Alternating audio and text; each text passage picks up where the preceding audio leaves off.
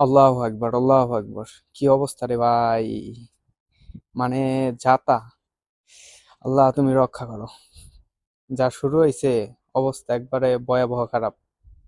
মানে চারদিকে আর কি, যে আরেকটা মারছে। দেখেন অবস্থাটা কি। এটা হচ্ছে এই আনকাওয়া পড়ছে, আনকাওয়ার সাইডে এটা। মানে ভীষণ আর কি। এখন ড্রোন ড্রোন আসতেছে বেশি। ওই যে এয়ার ডিফেন্স আসছে। মানে যা তা অবস্থা। একে তো এখানে আবহাওয়া খুবই ঠান্ডা।